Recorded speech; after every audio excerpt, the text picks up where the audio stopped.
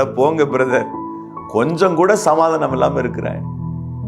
என்னுடைய மனசுல சமாதானத்தை இழந்து வெகு காலம் ஆச்சு. வீட்டிலையும் சமாதானம் இல்லை, சந்தோஷம் இல்லை. என் பிள்ளைனுடைய லைஃபை பார்க்கிறேன், அவளும் மகிழ்ச்சியா இல்லை, என் மகனும் மகிழ்ச்சியா இல்லை. சமாதானத்தை தொலைத்து போட்ட நிலையில நாங்கள் இருக்கிறோம். இது உண்மைதானா? ஆண்டவர் செய்வாரா? பூரண சமாதானம் கிடைக்குமானா நிச்சயம் கிடைக்கும். என் லைஃப்ல நிறைவேறாத விஷயம் எதுவும் இல்லை, எல்லாம் நிறைவேறி முடிஞ்சிட்டு அப்படின்னு சொல்லக்கூடிய ஒரு மனநிலையில ஒரு மனிதன் இருக்கிறான்னு சொன்னா அவன் எவ்வளவு பெரிய பாக்கியம் உள்ளவனா இருக்கணும். அப்படிதான் ஆண்டவர் உங்களை மாற்றப் போகிறார்.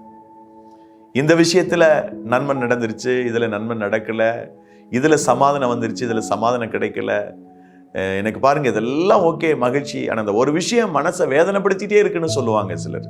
அப்படி இல்லை. எல்லாத்திலையும் உங்களுடைய வாழ்வின் சகல எல்லைகளிலும் தேவன் தன்னுடைய சமாதானத்தை தரும்படி விரும்புகிறார்.